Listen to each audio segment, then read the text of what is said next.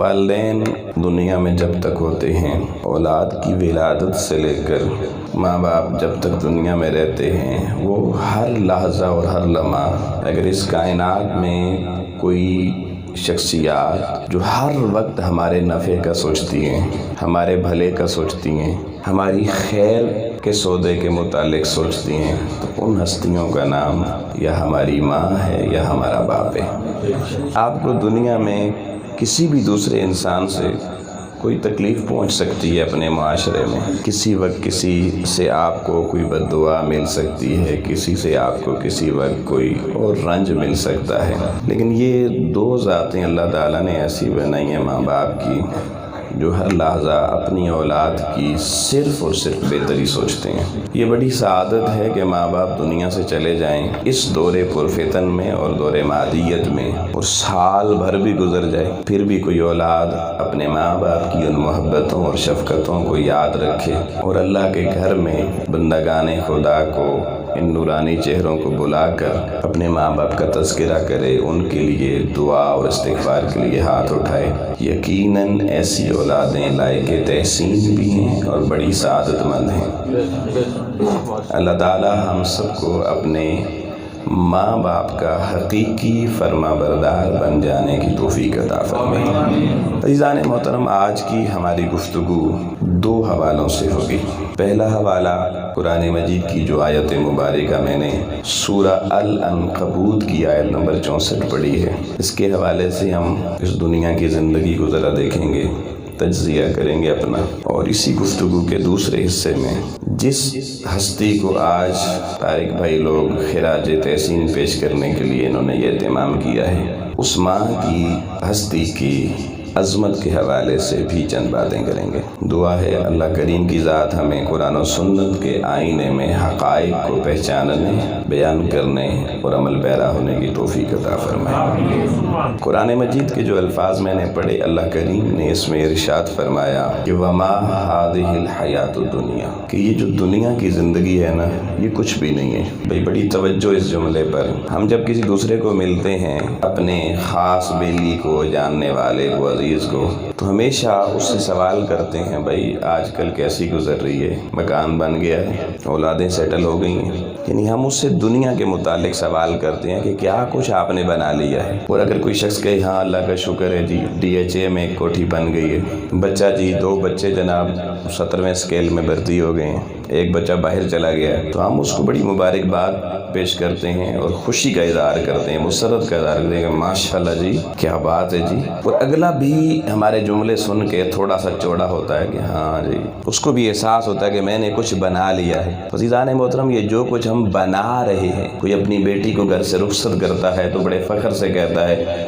10 لاکھ کا جہیز دیا ہے جی۔ کوئی دولہا شادی کرتا ہے تو وہ کہتا ہے جی، بڑی خوشی سے فخر سے دوستوں کو بتاتا ہے میں نے جناب 10 تولے زیور دیا ہے جی، 11 لاکھ روپے، 12 لاکھ روپے کا۔ یہ کیا ہم شو کرتے ہیں کہ ہمارے پاس یہ دنیا کا مال متاع، یہ ہم نے اکٹھا کیا ہوا ہے، یہ ہم نے دے دیا ہے، یہ ہم نے لے لیا ہے۔ تو احباب گرامی قدر، جس دنیا کو ہم بڑے فخر کے ساتھ، بڑی عزت کے ساتھ، بڑے خوشی کے اور مسرت کے طور پر ہم ایک دوسرے کے سامنے اظہار خیال کرتے ہیں، اور جس دنیا کے متعلق سوچ کے میرا بینک بیلنس 50 لاکھ 60 لاکھ 1 کروڑ جمع ہو چکا ہے، اتنے پیسے فلاں کے بعد اتنے فلاں جگہ جمع ہیں، اور ایک تسکین کا سامان لیتے ہیں کہ شاید ہم نے بہت کچھ اکٹھا کر لیا ہے۔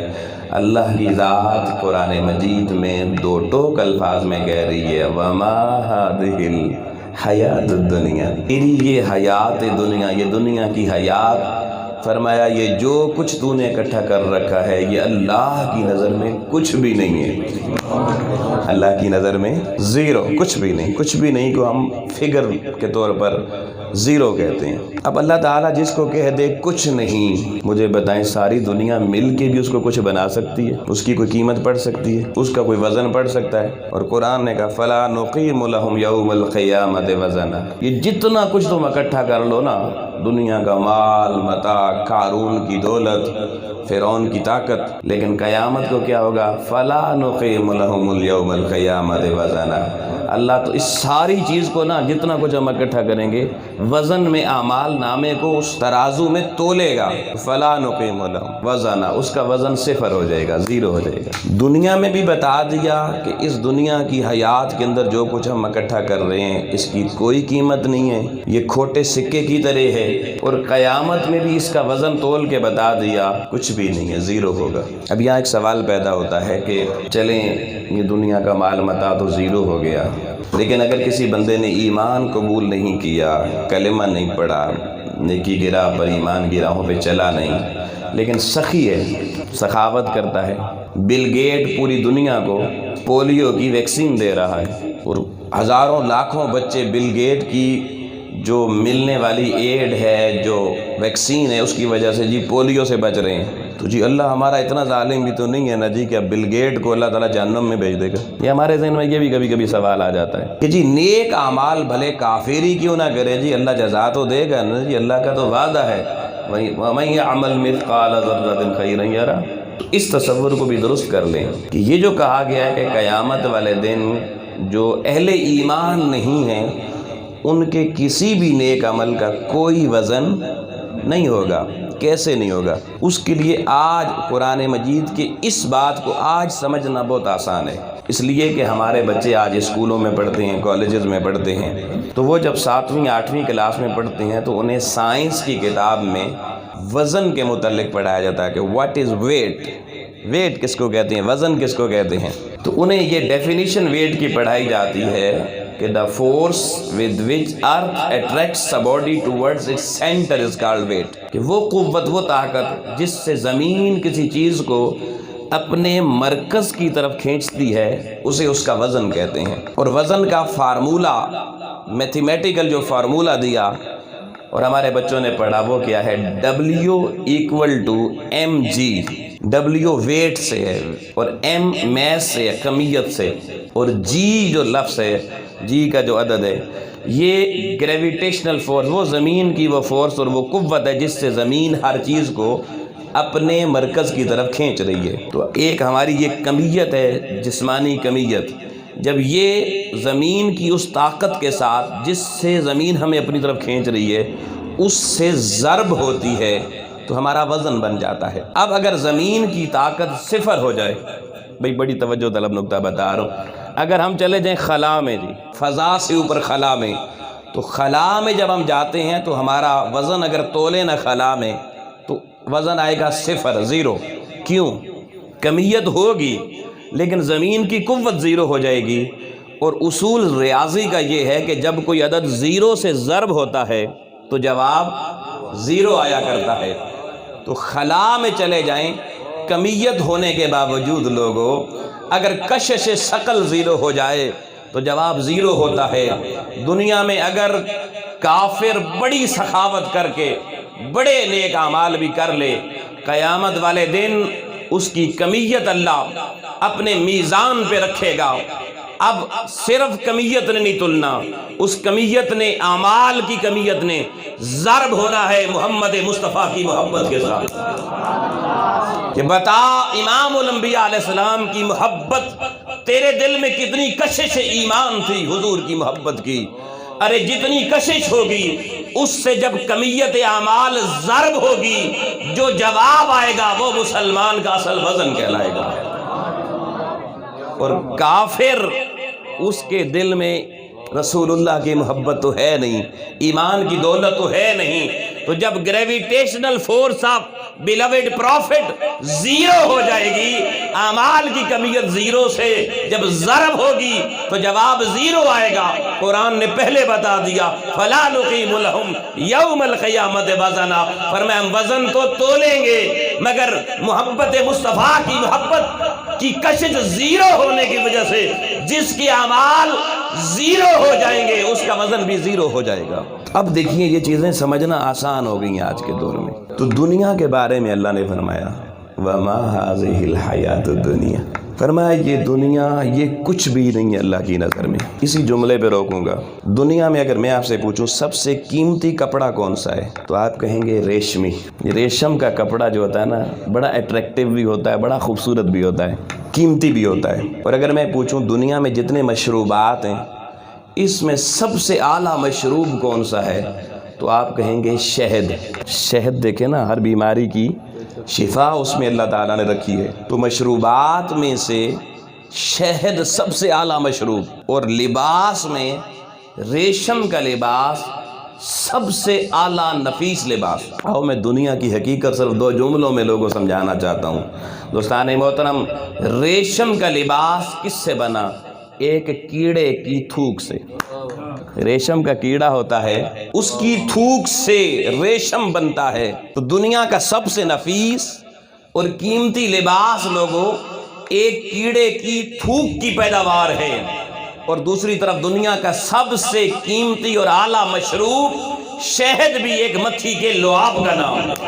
یہ ہے دنیا کی قیمت جی، کہ قیمتی ترین لباس بھی کیڑے کی تھوک ہے، اور قیمتی ترین دنیا کا مشروب جس میں اللہ نے شفائیں بھی رکھی ہیں وہ بھی ایک مکھی کے لعاب اور تھوک کا نام ہے۔ یہ دنیا کی قیمت تو یہ ہے بھائی جی، میں نے اعلیٰ ترین چیزیں گنی ہیں، اگر یہ کیڑوں کی تھوک ہیں تو باقی دنیا کیا ہوگی؟ پھر فرمایا وَإِنَّ الدَّارَ الْآخِرَةَ لَهِيَ الْحَيَوَانُ، فرمایا اصل حیات، اصل رہنے والی کائنات اور اصل دائمی زندگی، اللہ فرماتا ہے وہ تو صرف آخرت کی ہے، وہ تو صرف آخرت کی ہے۔ اور اللہ تعالیٰ بڑے استفہامی انداز میں کہہ رہا لَوْ كَانُوا يَعْلَمُونَ، کاش تمہیں دنیا میں یہ بات سمجھ آ جاتی۔ طاقت کے نشے میں جب دھت ہوتے ہیں، جوانی میں ہوتے ہیں، جب جسم میں قوت ہوتی ہے، صحت ہوتی ہے، لَوْ كَانُوا يَعْلَمُونَ، کاش تمہیں یہ بات سمجھ آ جاتی۔ اب یہی بات اللہ تعالیٰ نے قرآن مجید کی سورہ اعراف میں ایک بہت بڑی مثال دے کر سمجھائی، مگر میں اس مثال میں اور اس کی ڈیٹیل میں نہیں جاؤں گا، صرف ایک جملہ آیت نمبر 176 سے لوں گا۔ اب اللہ تعالیٰ نے ہمیں مخاطب کر کے کہا کہ بندے اگر تو دنیا کے پیچھے گیا، آخرت کے پیچھے نہ گیا، بہت توجہ رکھنا، دنیا جو جس کے نصیب میں ہے وہ اس کو لازمی ملے گی، لیکن آخرت صرف اتنی ملے گی جتنی کے لیے بندہ کوشش کرے گا۔ دنیا کے لیے کوشش نہیں بھی کریں گے تو جو اللہ نے نصیب میں رکھی وہ ملنی ہے، لیکن آخرت کے بارے میں اللہ نے فرما دیا وَسَعَى لَهَا سَعْيُهَا، کہ جتنی تو صحیح کرے گا، جتنی تو کوشش کرے گا، اتنی تجھے اللہ دے گا۔ لیکن اگر کوئی شخص وہ دنیا جو مل کے ہی رہنی ہے اس کے لیے اپنے آپ کو وقف کر دے، جیسے ہمارے معمولات ہیں کہ صبح نکلا شام تک دنیا کمائی، صبح 8 بجے دکاندار دکان کھولتا ہے، رات 10-11 بجے بند کرتا ہے، بستر پر آ جاتا ہے، دن کو وہ دکان میں تھا اور رات کو دکان اس میں ہوتی ہے۔ وہ بستر پہ سویا وہ سوچ رہا ہے فلانے اتنے لینے ہیں، فلانا آیا تھا، فلانا گیا تھا، کل فلانی جگہ جانا ہے، یہ کرنا ہے، وہ کرنا ہے۔ وہ ساری رات خواب بھی یہی دیکھتا ہے، دن پورا بھی دنیا کی نظر، رات ساری بھی دنیا کی نظر۔ تو قرآن مجید نے ایک جملہ بولا دوستان محترم، ہے بھاری جملہ مگر توجہ سے سمجھنا۔ اللہ پاک فرماتا ہے وَاتَّبَعَ هَوَاهُ، جس نے اتباع اللہ رسول کی بجائے دنیا کی اختیار کی۔ اللہ رسول کی طرف بلایا گیا تو سوچ میں بڑھ گیا، یار جاؤں یا نہ جاؤں، یار مفتی صاحب ناراض ہوں گے، چلو چلا ہی جاتا ہوں۔ شاہ جی نے کہا ہے، شاہ جی نے تو منہ تکانا نہ جی کی کریے، اے منہ ادھر وکھا کے دوے دروازے جو نکل جا سا۔ اب صاحب قبلہ نے جناب کہا ہوا ہے ہن جی نہ گئے تو مسیتی دے سڑے امام استاد ناراض ہو جا سن۔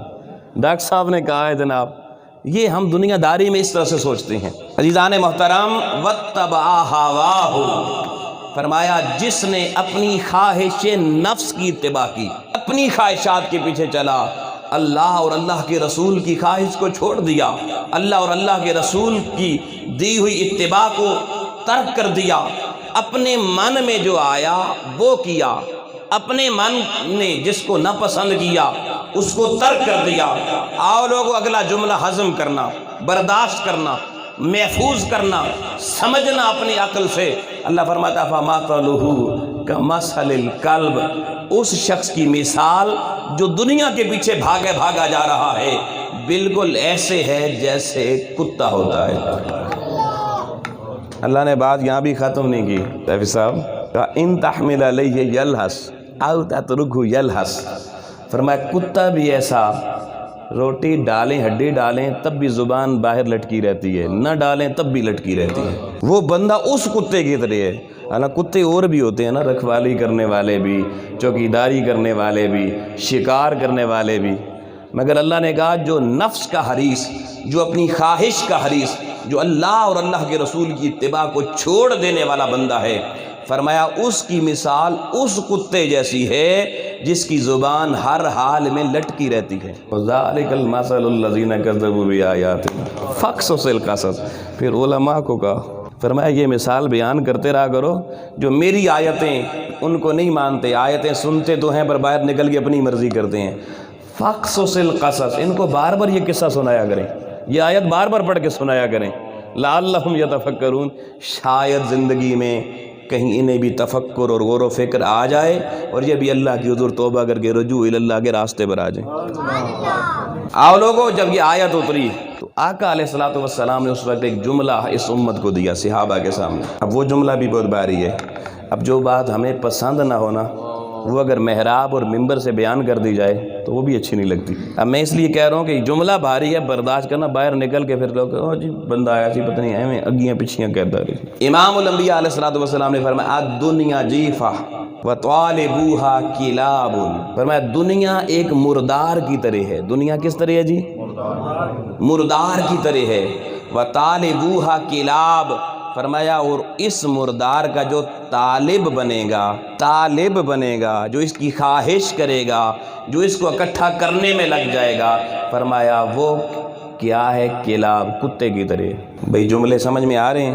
اب اگر میں کسی کو کہہ دوں تو کتا ہے تو مجھ سے ہر بندہ لڑ پڑے گا، گریباں پھاڑ دے گا۔ اب اللہ رسول سے تو بندہ لڑ نہیں سکتا نا جی۔ تو اللہ رسول نے کس کس کو کتا کہا ہے؟ یہ ہر بندہ اگر تھوڑا سا من میں ڈوب کر پا جا سراغ زندگی، میرا نہیں بنتا نہ بن، اپنا تو بن۔ ہر بندے کا اندر ضمیر کا آئینہ جب اس میں اپنی تصویر دیکھیں گے تو وہ بتائے گا کون کون وہاں پہنچ چکا ہے۔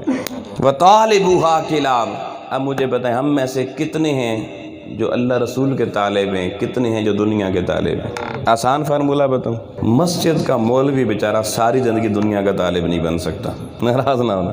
8,000 تنخواہ تے بھرتی کی تھا، 25 سال بعد بھی 8,000، لیکن پھر بھی دیکھیں میں آپ بتاؤں دنیا میں ہر محکمے میں ہر سال تنخواہ بڑھتی ہے، کہیں 20%، کہیں 25%، کہیں 15%۔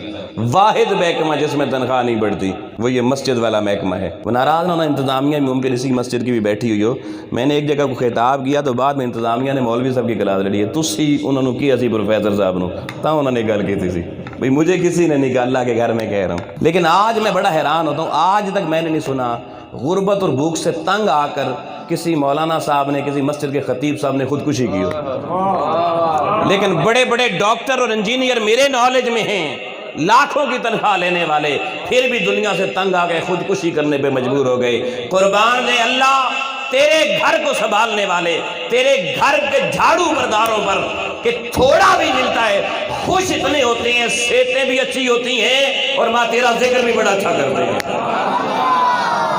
لوگ جلتے ہیں جی مولوی سے، حافظ صاحب جی صحت دیکھو جی ماشاءاللہ، بھائی صحت اللہ تو ذکر کر دیں نا جی۔ تو دنیا کا طالب آپ نہ بنیں، آپ کی بھی صحت بڑی اچھی ہو جائے گی۔ مولوی بہت کم بیمار ہوتے ہیں، میں یہ بھی بتاؤں۔ تو عزیزان محترم میں عرض کر رہا تھا کہ حضور نے فرمایا کہ دنیا مردار کی طرح ہے اور اس دنیا کا حریص اور طالب کتے کی طرح ہے۔ بس میں تھوڑا کمپیریٹیو سٹڈی دوں گا پھر دوسری طرف آ جاؤں گا۔ اب دیکھیے کتا مردار کھاتا ہے اور کوا بھی مردار کھاتا ہے، کوا بھی مردار کھاتا ہے، لیکن حضور علیہ السلام نے یہ نہیں کہا دنیا مردار کی طرح ہے اور اس کا طالب کوے کی طرح ہے، یہ نہیں کہا کوے کی طرح، یہ کہا کتے کی طرح ہے، دونوں کی آپ سے بنے ہوئے ہیں۔ تو ہم نے اس پہ غور کیا کہ آقا علیہ السلام نے دنیا کے حریص کو اور طلبگار کو کوے سے تشبیہ کیوں نہیں دی، کتے سے تشبیہ کیوں دی؟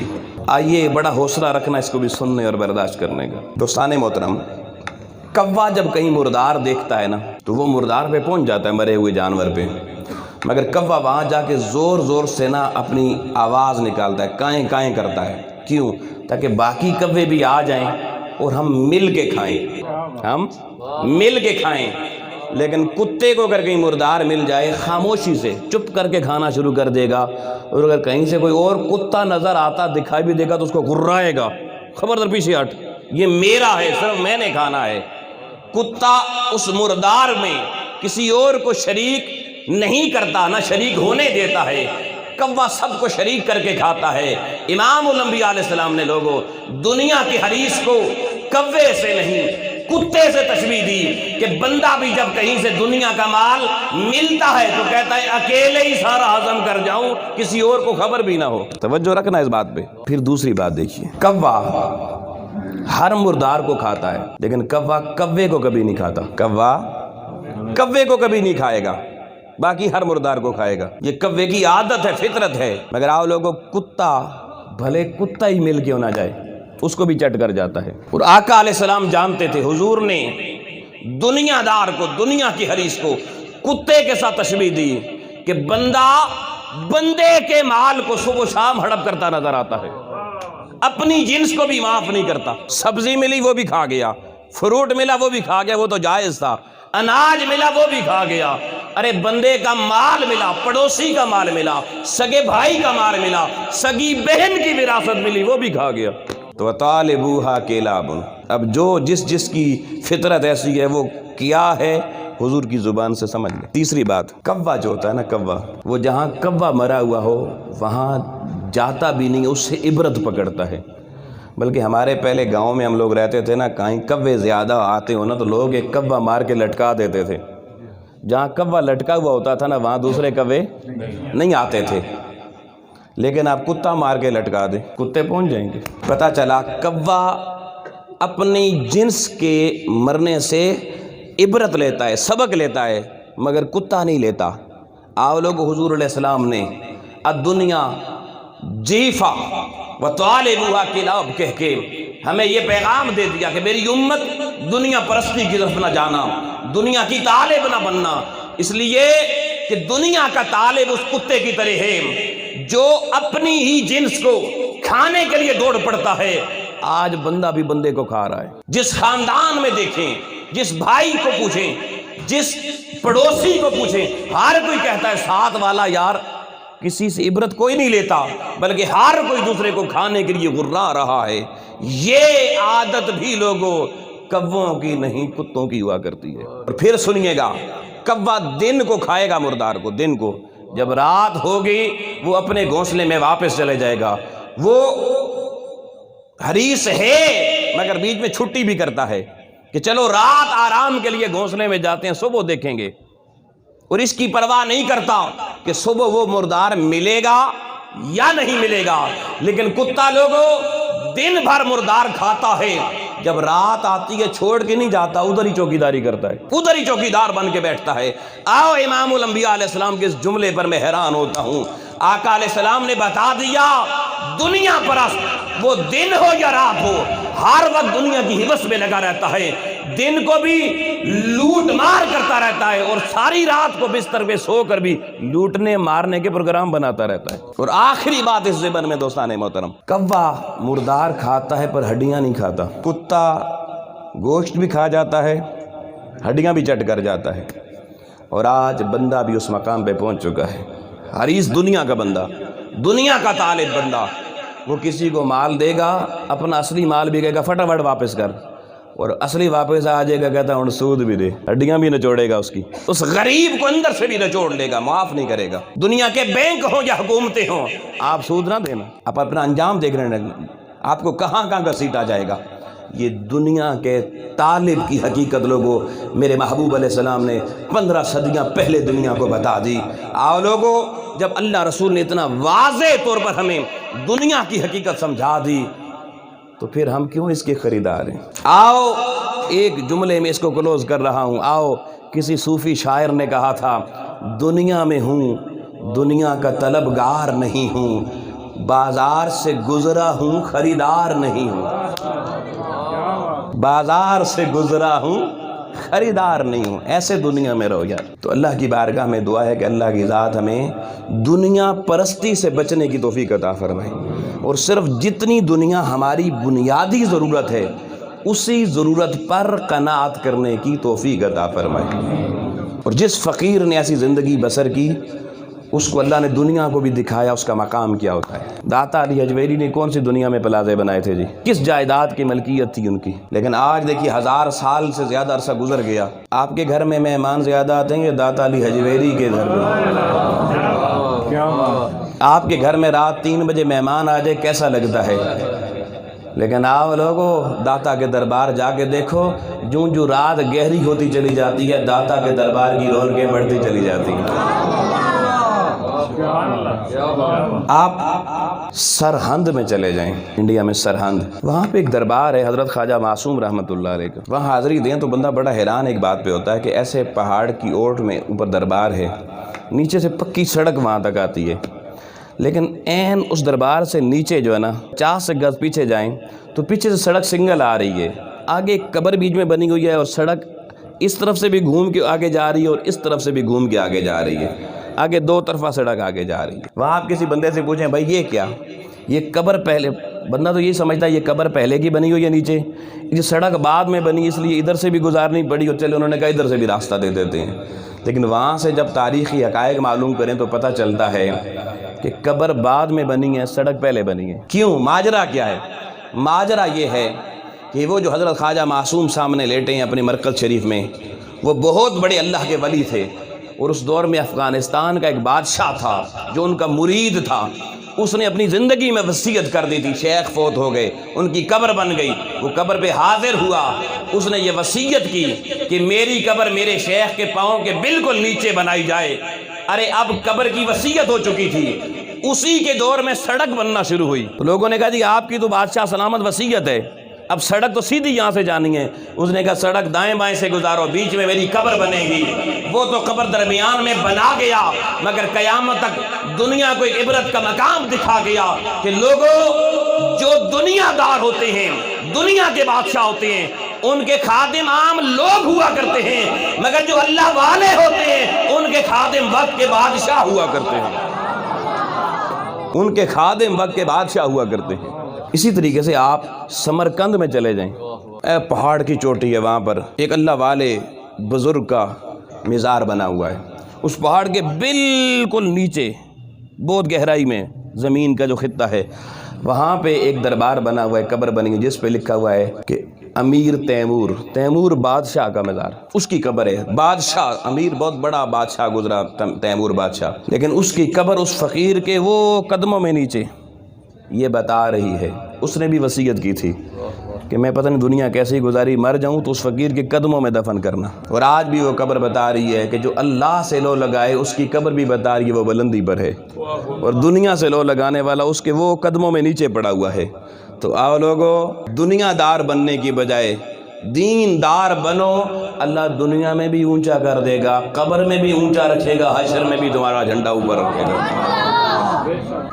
اس زندگی کی طرف آؤ، اور اس زندگی کی ابتدا کہاں سے ہوتی ہے؟ اگر آپ اس دین والی زندگی کی طرف آنا چاہتے ہیں تو اس کی ابتدا، میں ایک بڑی کنسیپچول بات کرنے لگا ہوں، جس کو پسند نہ ہے اس سے معذرت۔ ہم جب زندگی میں فیصلہ کرتے ہیں نا وہ دینی زندگی اپنائیں تو ہمارے ذہن میں آتا ہے چلو بھائی پہلے کسی عالم کے پاس جائیں، کسی مولوی کے ساتھ دوستی بنائیں، چلو کسی پیر صاحب کے ساتھ دوستی بنا لیتے ہیں، ان کے ساتھ کوئی تعلق قائم کرتے ہیں تو ہم دیندار بن جائیں گے، پھر مرید بندہ بن جاتا ہے، پھر ہر جمعرات کو شیرینی لے کے مرشد کے پاس حاضر ہو جاتا ہے اور اس کے قدموں میں بیٹھتا ہے، ساری رات اس کی محفل میں بیٹھتا ہے، مرشد کا دیدار کرتا ہے، اور اس کے گھر میں اس کی بوڑھی ماں ساری رات کراہتی رہتی ہے، ہائے کوئی مجھے پوچھنے والا ہو، دوائی دینے والا ہو۔ آؤ لوگو اگر کوئی شخص دین کی زندگی اختیار کرنا چاہتا ہے تو دینی زندگی دنیا کے بازار سے نہیں، چوتھے محلے سے نہیں، اپنے گھر میں اپنے ماں باپ کے قدموں میں بیٹھ کر ان کی خدمت کرنے سے شروع ہوتی ہے۔ اور یاد رکھنا مرشد کی دعا مرید کو اتنی جلدی نہیں لگتی جتنی ماں کی دعا اپنے اولاد کو لگتی ہے۔ بزرگان دین اہل معرفت نے لکھا ہے کہ لوگوں ماں کی دعا اللہ کی بارگاہ میں اولاد کے لیے بالکل اسی طرح قبول ہوتی ہے جس طرح اللہ کے مقبول ترین ولی کی دعا اللہ کی بارگاہ میں قبول ہوتی ہے۔ اور یہ بھی لکھا ہے ماں بھلے ان پڑھ ہو، ماں بھلے زیادہ دیندار نہ ہو، ماں بھلے فاسق ہو، ماں بھلے دین کی شناخت بھی نہ رکھتی ہو، لیکن کلمے کا صرف تعلق ہونے کی وجہ سے گنہگار ماں بھی جب اللہ کی بارگاہ میں اپنی اولاد کے لیے دامن بچھاتی ہے، عرفاء فرماتے ہیں اس ماں کے اٹھے ہوئے ہاتھ بھی رب کعبہ کی بارگاہ میں ویسے ہی قبول ہوتے ہیں جیسے حضور غوث اعظم کی دعا اللہ کی بارگاہ میں قبول ہوتی ہے۔ یہ ماؤں کا مقام ہے۔ اور لوگوں اس تصور کو سمجھنا ذرا، یہ بات اب میں سمجھانے جا رہا ہوں۔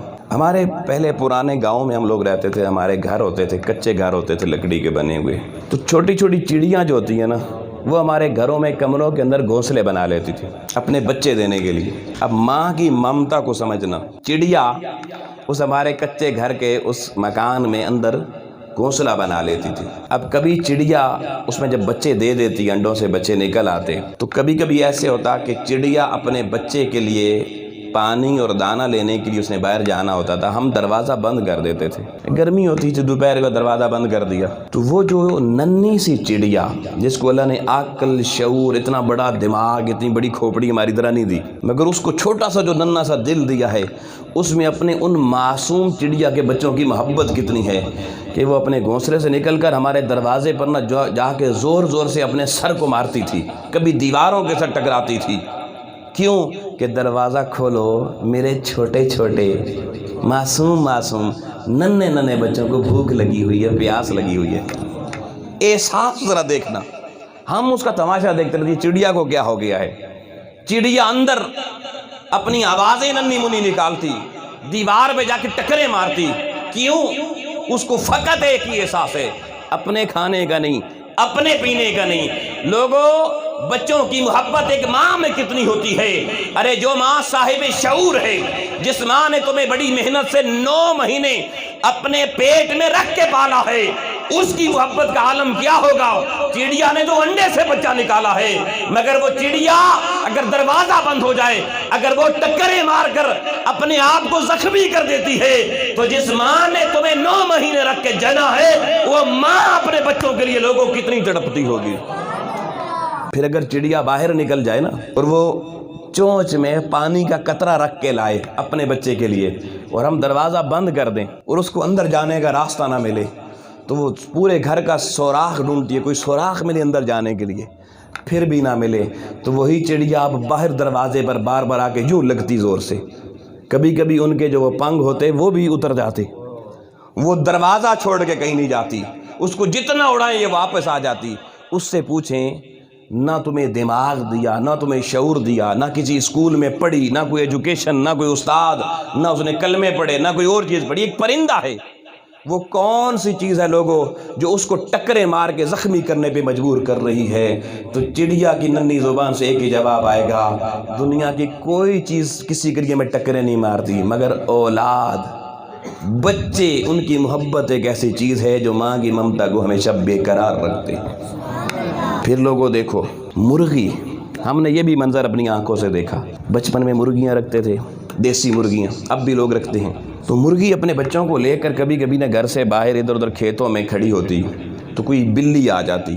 اب یاد رکھیں، بلی کا مقابلہ مرغی نہیں کر سکتی، بلی کے پنجے میں بڑی جان ہوتی ہے، مرغی کا پنجہ بڑا کمزور ہوتا ہے، لیکن ہم نے ان آنکھوں سے لوگوں دیکھا، اور وہ منظر آج بھی کبھی کبھی رلا دیتا ہے، تڑپا دیتا ہے، کہ جب بلی آتی اور اس مرغی کے بچوں کو، چھوٹے چھوٹے بچوں کو دیکھتی، تو وہ مرغی سب سے پہلے پروں کو پھیلاتی، اپنے سارے چھوٹے چھوٹے بچوں کو اپنے پروں کے نیچے چھپا لیتی تھی۔ جب بچے چھپ جاتے تو اپنی گردن اونچی کرتی اور بلی کی طرف غرا کے دیکھتی۔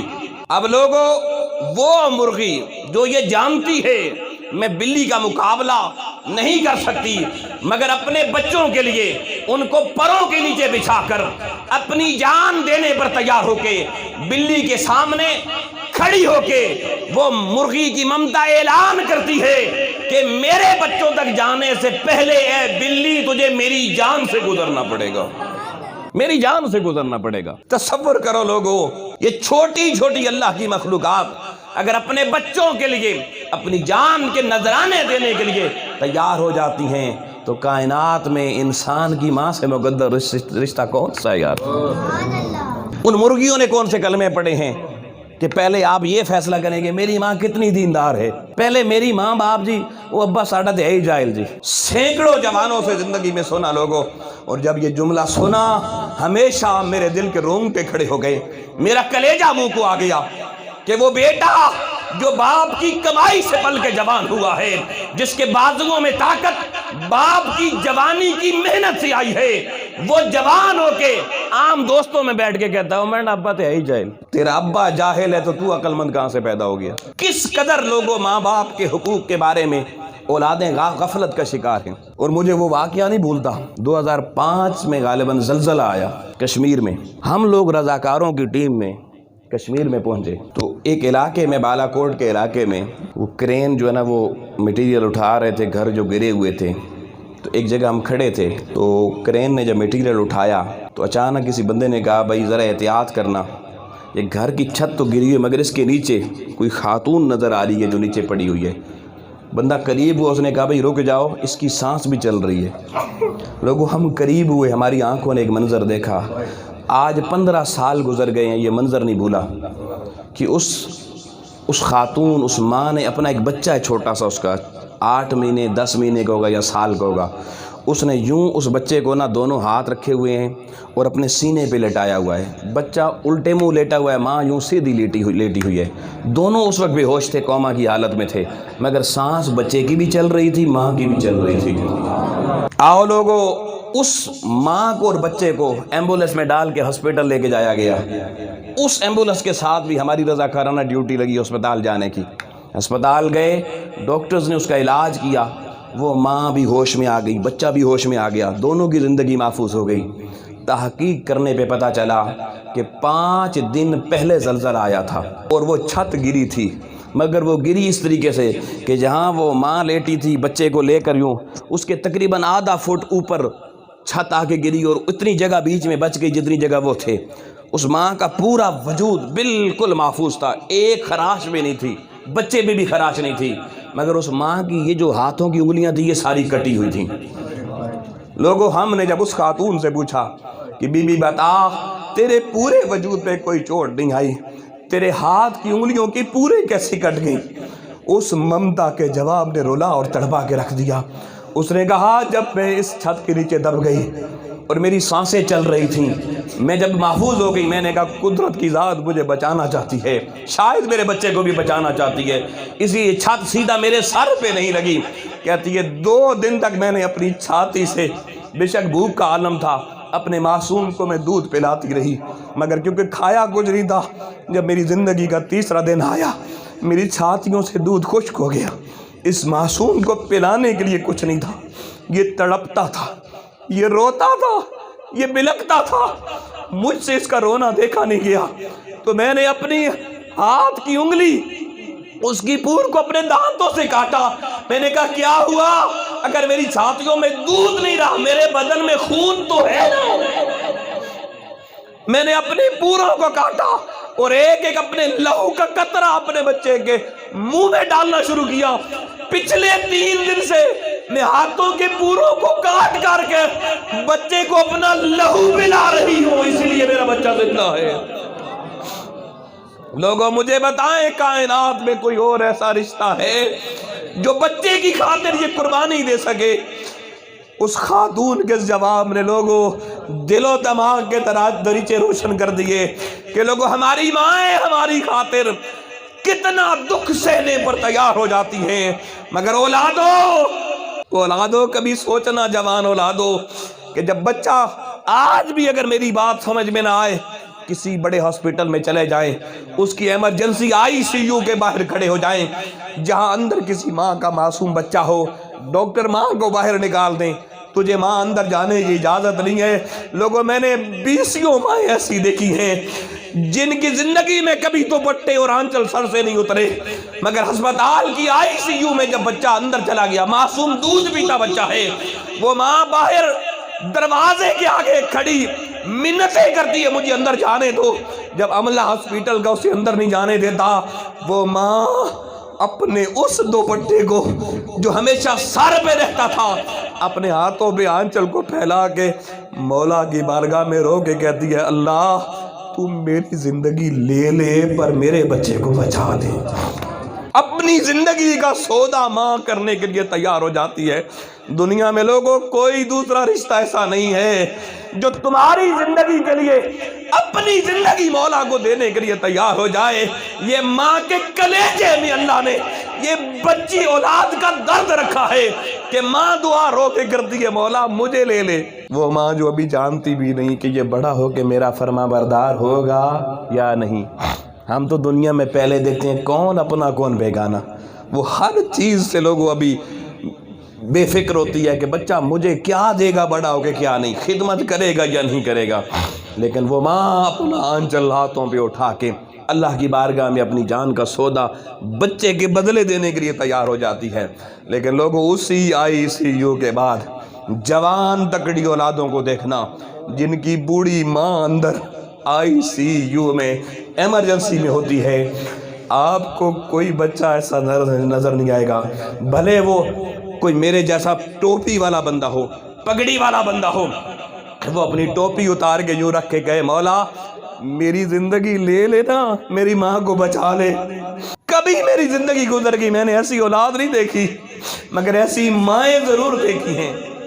اولادیں تو میں نے ایسی دیکھی ہیں کہ 10 دن اگر ماں ہاسپٹل میں رہے اور اولاد کو اس کی کیئر کرنی پڑے تو 11ویں دن اولاد شاہ جی کے پاس آتی ہے اور کہتی شاہ جی دعا کرو جاؤ اللہ مہربانی چکرے تو کونا جی بڈی کون سنبھالے انہوں جی، دعا کرو اللہ ہونو۔ لوگوں اولادیں ماں باپ کے جانے کی دعائیں کرتی ہیں اور ماں باپ اپنی جان خدا کی بارگاہ میں دے کر اولاد کو بچانے کی دعائیں کرتے ہیں۔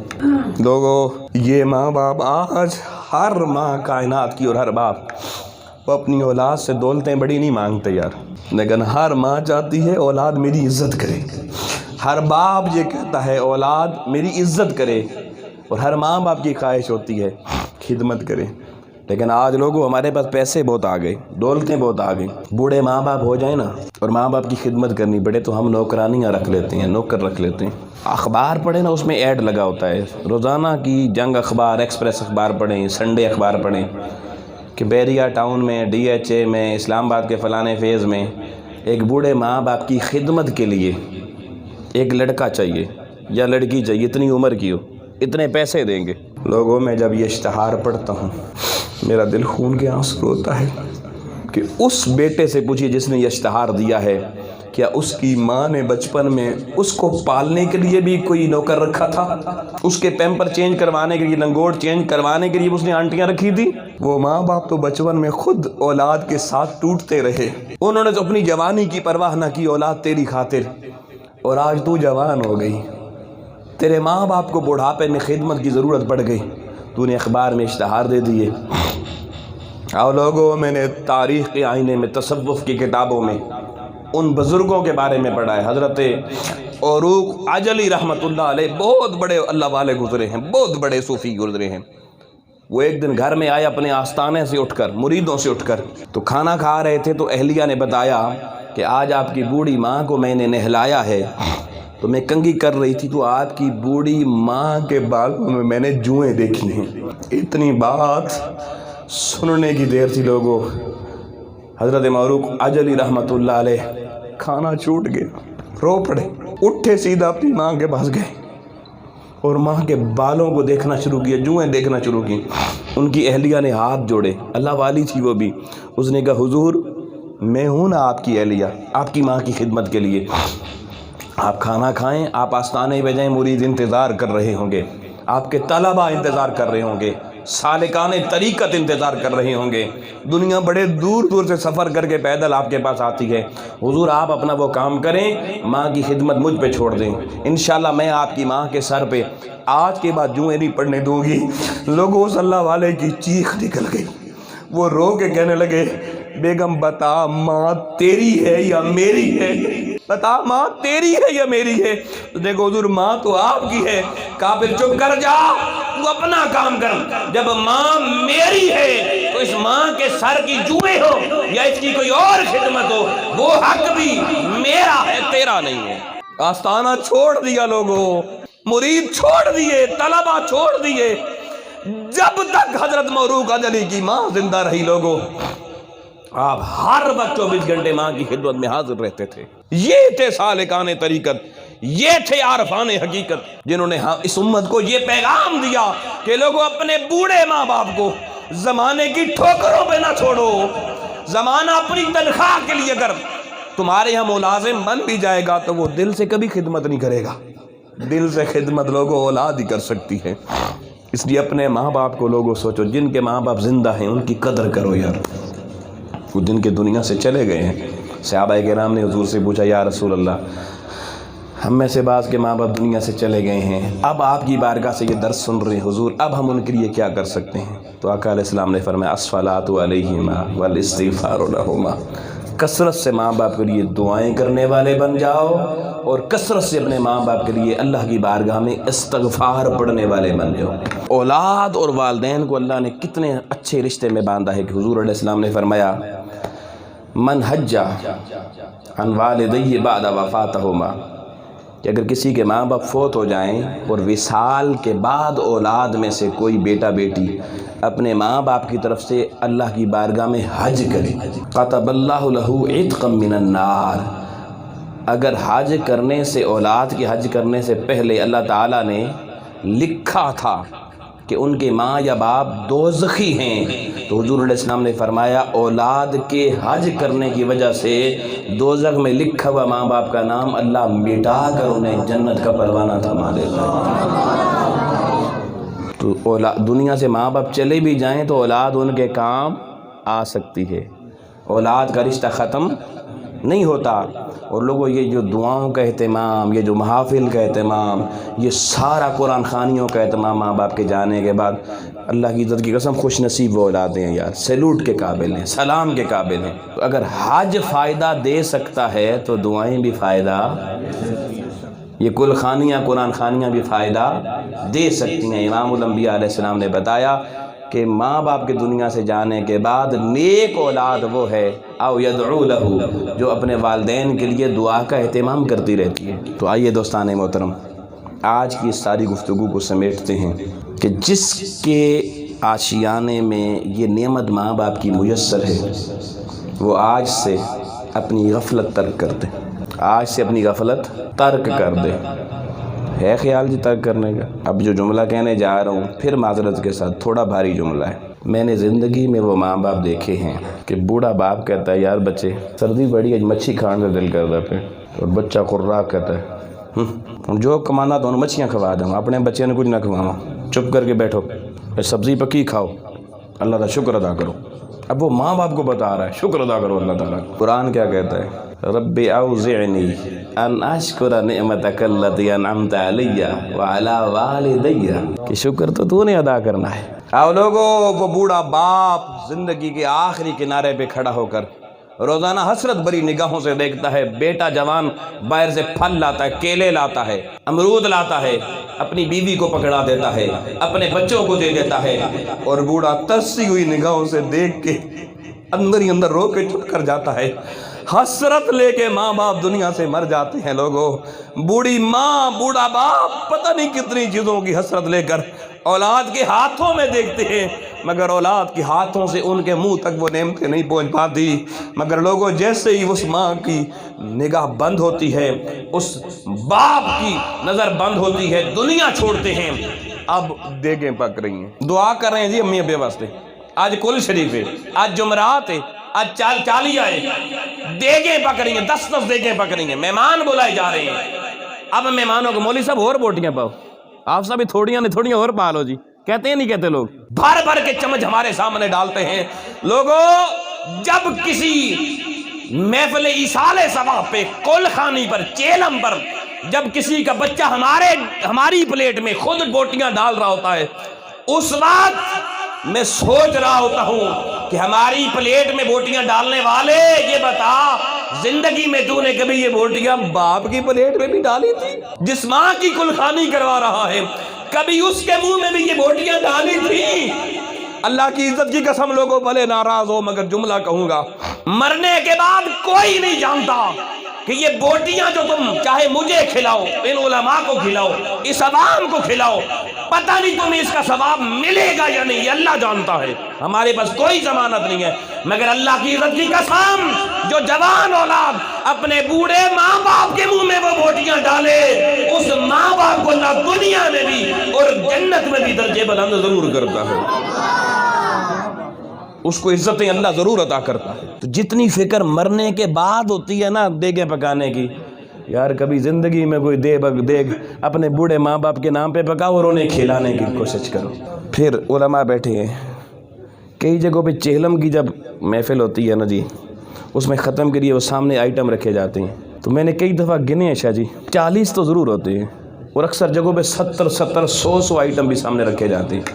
ساڑھی امی نے بھی پسند سی جی، ساڑھے ابا جی نے بھی پسند سی جی، سارے ڈرائی فروٹس بھی، ہر طرح کے گوشت بھی، سبزیاں بھی، پھل بھی، ہر طرح کی چیز سامنے رکھی جاتی ہے۔ اور میں پورے وثوق سے یہ بات کہنے لگا ہوں، وہ جو 70-100 آئٹم رکھنے والی اولادیں ہیں نا سامنے، ان سے پوچھو یہ جو ڈرائی فروٹ آج آپ نے جو پستہ مغز، چار مغز، آج جو آپ نے کھوپرے بادام یہ جو رکھے ہیں ان کے ختم میں، کبھی زندگی میں ان بوڑھے ماں باپ کو بھی کھلائے تھے؟ جواب ملے گا نہیں۔